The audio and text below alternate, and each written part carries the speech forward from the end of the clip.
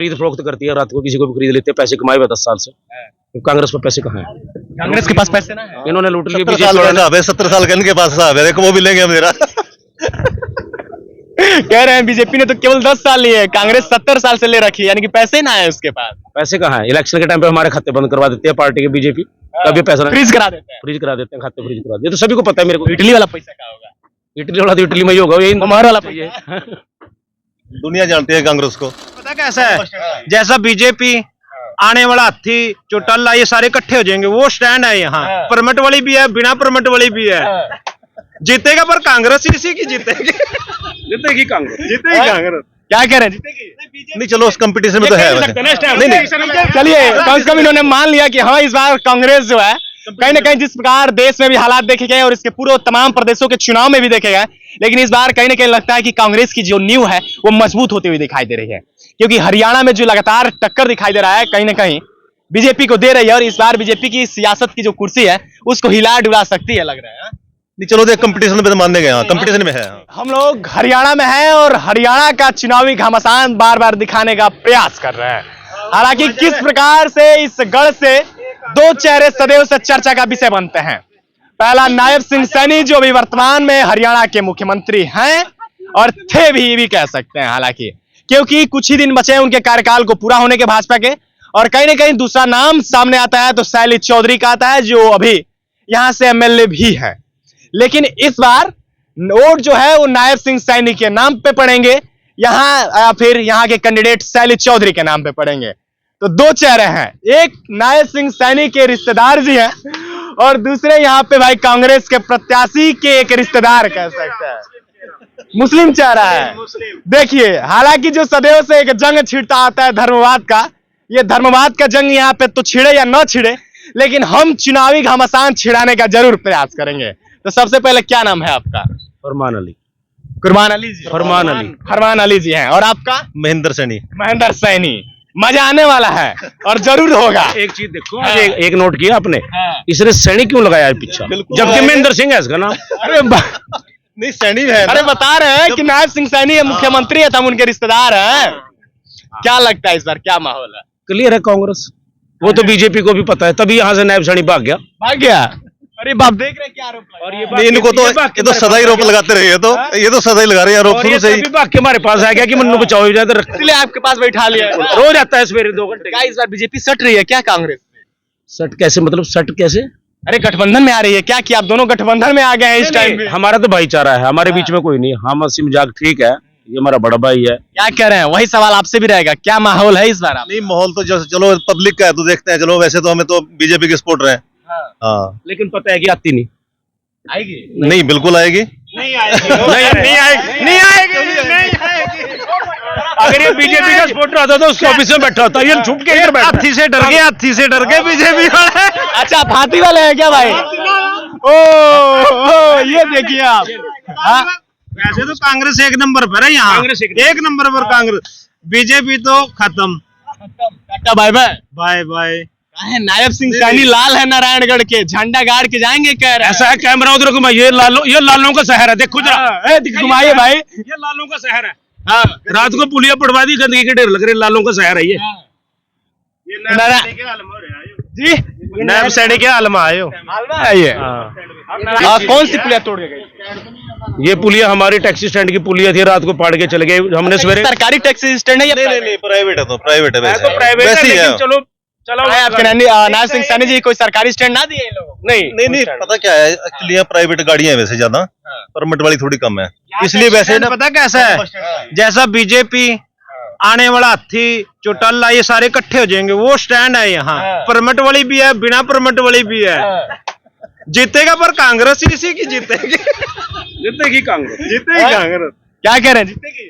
नहीं चलो उस कंपटीशन में तो है वैसे। नहीं चलिए कम से कम इन्होंने मान लिया कि हाँ इस बार कांग्रेस जो है कहीं ना कहीं जिस प्रकार देश में भी हालात देखे गए और इसके पूरे तमाम प्रदेशों के चुनाव में भी देखे गए, लेकिन इस बार कहीं ना कहीं लगता है कि कांग्रेस की जो नींव है वो मजबूत होती हुई दिखाई दे रही है, क्योंकि हरियाणा में जो लगातार टक्कर दिखाई दे रहा है कहीं ना कहीं बीजेपी को दे रही है, और इस बार बीजेपी की सियासत की जो कुर्सी है उसको हिला डुला सकती है, लग रहा है। नहीं चलो देख कंपटीशन में तो मानने गए, कंपटीशन में है। कंपटीशन में है। कंपटीशन में नहीं है बीजेपी, कंपटीशन में दो है, चश्मे वाला 3 नंबर पे और BJP। कांग्रेस हाथी। बीजेपी तो और झाड़ू का भी कोई झाड़ू का तो नामो निशान नहीं यहाँ तो, ना बंदा, एक बंदा है झाड़ू का और लास्ट में बैठा रखा है हमने सरदार, बैठा रखे वो सेंटर में कौन सरदार जी? सरदार जी। झाड़ू का तो नामो निशान नहीं है यहाँ, नहीं। इनका क्या हाल चाल है अभी? हरविलास कोई रामा मुज्जर जी हैं? ये जी ये कांग्रेस को टक्कर देगा। अरे टक्कर देगा किसको? बीजेपी को देगा या कांग्रेस को देगा? कांग्रेस को, हाँ? बीजेपी को देगा सेकंड और थर्ड के लिए। सेकंड और थर्ड के लिए फर्स्ट बीजेपी कांग्रेस ले जाएगी। फर्स्ट कांग्रेस। इतना आत्मविश्वास कैसे? काम करे हुए बंदे। अच्छा क्या लगता है इस बार जो 10 सालों का कार्यकाल रहा उसमें कितने हैं हरियाणा में? एक तो आप ये आपके सामने ही है। देखो ऐसा है, काम होते तो हमारे मुख्यमंत्री साहब यहाँ से नहीं जाते। उनको अपने निजी पता है कि भाई मेरे में क्या कमियां रही, कार्यकर्ता की मान लो वो रही, नाराजगी रही, उसके कोई यही कारण है कि भाई वो नारायणगढ़ का काम नहीं करा सके, एम्प्लॉयज नहीं मिला। अब मेरे ब्रदर को हटा दिया था, ठीक है, मैंने लगवाया था उनको, उन्होंने उसको 9 साल पीछे हटा दिया, उसको दोबारा नहीं लगाया। तो ये एक निजी कारण होते हैं कि भाई आदमी उससे कट जाता है। जब एक आदमी के पास बार बार जाओगे कि भाई ये काम करो, करते हैं जी, करते हैं तो नहीं होगा तो कार्यकर्ता क्या करेगा फिर? अच्छा इस बार आपको नहीं लगता कि कहीं फिर से केंद्र वाला मोदी लहर आ गया तो हरियाणा को ले चला जाएगा? मोदी लहर तो सेंटर से भी 8 तारीख को साफ हो जाएगा। 75 साल के वो भी रिटायर होने वाला है, अब तो 8 तारीख के बाद वो भी रिटायर हो अरे जाएगा। उन्हीं का कानून देखिए, 1 नेशन 1 इलेक्शन की एक बिल पास हो गई, देखे अभी? कौन सी? 1 नेशन 1 इलेक्शन, अब पूरे देश में एक इलेक्शन है। चलो उसके बारे में तो अभी देखेंगे क्या होता है। फिर ये इलेक्शन कराने की क्या जरूरत, इतना खर्चा करने की? जब ये करना तो बहुत पहले कर लेते।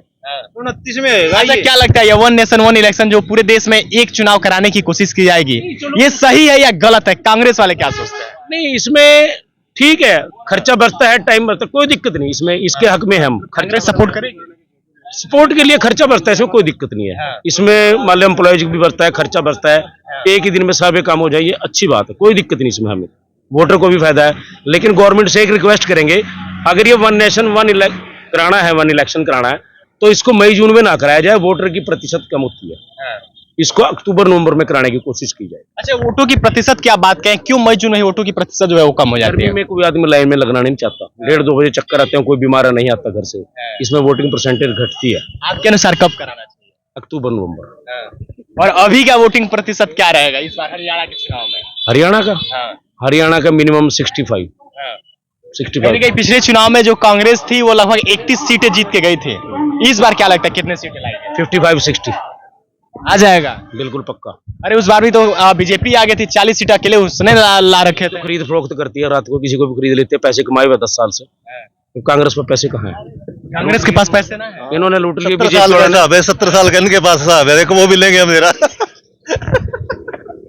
कह रहे हैं बीजेपी ने तो केवल 10 साल लिए है, कांग्रेस 70 साल से ले रखी है, यानी कि पैसे ना है उसके पास। पैसे कहाँ है? इलेक्शन के टाइम पे हमारे खाते बंद करवा देते हैं पार्टी के बीजेपी, तब ये पैसा फ्रीज करा देते हैं। फ्रीज करा देते हैं, खाते फ्रीज करा देते हैं। ये तो सभी को पता है मेरे को। इटली वाला पैसा क्या होगा? इटली वाला तो इटली में ही होगा, यही ममहर वाला पैसा। दुनिया जानती है कांग्रेस को, सबको पता है ना। अब बैठे हैं आराम से। कांग्रेस पे एक और आरोप लग रहा है कि इस बार कहीं हरियाणा में कांग्रेस की सरकार आ जाती है तो पूरे हरियाणा की पैसे को लूट के फिर इटली लेके भाग जाएंगे। देखो ये तो राजनीतिक मुद्दे हैं, जब इलेक्शन चलता है ये चीजें सामने आती है। इसको हम छवि धूमिल करने के प्रयास किए। ये तो एक दूसरे पार्टी चलती है। ये वैसे तो सभी लीडर एक है, बीजेपी की भी एक है, कांग्रेस की भी एक है। ये तो एक वोटर का ध्यान खींचने के लिए इधर उधर करते हैं, लेकिन वोटर बहुत समझदार है, जिसको जो करना वो करेगा। अच्छा आपके क्षेत्रों की एक और समस्या सबसे ज्यादा बनी हुई है, अभी चूंकि आप शैली चौधरी जी की बात कर रहे थे, अभी एमएलए भी है यहाँ से युवाओं का पलायन जो है बहुत जोरों शोरों से हो रहा है, इस पे आखिर में रोक क्यों नहीं लग रही है? ये रोक तो सेंट्रल गवर्नमेंट को लगानी चाहिए ना, कांग्रेस की देन थोड़ी है। तो ये तो जिस दिन से मोदी आया बच्चे उस दिन से बाहर ही जा रहे हैं। फिर भी इन्होंने कभी आगाज भरी या कुछ आंदोलन किए या किसी इसके लिए आवाज उठाया है इन्होंने कि युवाओं का पलायन रोका जाए? युवाओं को पलायन तो देखो पेरेंट्स पे भी डिपेंड करता है, गवर्नमेंट पे भी डिपेंड करता है। अब जो अलाउ करेगा जाएगा, चाहे जिसको जाना हो जाएगा। तो ये सबसे बड़ी कमी है रोजगार की। अगर यहाँ रोजगार होंगे तो बच्चे क्यों बाहर जाएंगे? अगर आपको रोजगार रेगुलर यहाँ मिलेगा 20,000 का, 50,000 रुपए का क्वालिफिकेशन के हिसाब से, पॉपुलेशन पे भी दे नो स्टेटमेंट थोड़ी देर। अभी पॉपुलेशन कम होनी चाहिए जो उस चीज पे मान ले जब रोजगार यहाँ मिलेगा तो रोजगार के ऊपर तो कोई दिक्कत नहीं है। फिर कितने दिए आपने रोजगार 10 सालों में? नहीं, रोजगार जो बच्चा काबिल है जिस लायक उसको तो मिल रही है नौकरी। ये कह रहे हैं हमारे वाले को तो हमारे वाले को तो लगे मिल रही है। लगा पहले वाला सिस्टम नहीं है, अभी जेब भरो तब नौकरी मिलेगी। हाँ, वो नहीं है अब। जो जिस लायक है पैसा नहीं मिले। ये कांग्रेस वाले भी मानते हैं इस बात को। मिली है नौकरी? हमारे वाले तो लगा उठा दिया उन्होंने। नहीं, वो तो काम नहीं किया होगा। काम क्यों नहीं किया? 10 साल से लगे बंदे के, क्यों नहीं काम कर रहा है वो? चलो वो तो नहीं, जो ये हटाया देख के कि ये कांग्रेस ही है। क्या लगता है 10 सालों में जिस प्रकार से अभी भी हरियाणा में 2 लाख से अधिक पदें खाली हैं, आखिर में इनको भरने का प्रयास क्यों नहीं किया गया? नहीं, देखो ये तो करना चाहिए था वैसे। जी, सारे चोर है बीजेपी वाले, सारे चोर हैं, एक भी सही नहीं है ना। ये बेरोजगार इतने पढ़े लिखे एजुकेटेड बच्चे बैठे हैं ना, सारे बेरोजगार फिर रहे हैं, उन्हें दिहाड़ी भी नहीं मिल रही है कहीं टाइम पर जाने वास्ते। हरियाणा की सबसे बड़ी समस्या क्या है आपके नजर में? वो सारी रोजगार के चक्कर है। तो रोजगार पीला कहाँ बन जगन रहने गड़ी हो आसे छोड़ दिया। देखो भी एक चीज है। हाँ, अब हमारे मुख्यमंत्री जी ने, नायब सैनी जी ने ये बात कही थी, जिस तरह आचार संहिता लगी थी कि भाई मुझे कुछ टाइम दिया जाए, मैं 40,000 मान लीजिए 42,000 वैकेंसीज भरनी है, मेरे को टाइम दिया जाए। ये 4 महीने से कहाँ थे पढ़ने के बाद? तब क्यों नहीं याद है? आचार संहिता लगने के एक दिन अगले दिन क्यों याद है कि मैंने 42,000 वैकेंसी अपॉइंटमेंट करनी है, तो मेरे को टाइम दिया जाए? तो ये चीजें ठीक नहीं ना। ये तो गवर्नमेंट बीजेपी की अब नहीं बनी 4 महीने से, गवर्नमेंट तो 10 साल से है। अच्छा, किसान आंदोलन आज से कुछ महीनों पूर्व हुआ था शंभू बॉर्डर पे, और अभी भी शायद कहा जाता है कि कुछ किसान बैठे हुए भी हैं, अभी भी हैं, और वो बॉर्डर पूरी तरीके से सीज की गई है, यानी कि अभी भी ना उस रास्ते से कोई जा सकता है ना आ सकता है। तो क्या वो किसानों को अभी भी उनका उचित हक मिल पाया है? सर इस बारे में मैं नहीं कह सकता, ना मैं जिम्मेदार हूँ ना मैं जिम्मेदार के कुछ कह सकता हूँ गवर्नमेंट के लिए। ये दोनों की अपनी कमिटमेंट है, इसके बारे में कोई क्वेश्चन, कोई आर्गूमेंट नहीं करूँगा। क्या सोचते हैं इसके बारे में? बस दुनिया बड़ी परेशान है रोड बंद होने से, मर गई दुनिया।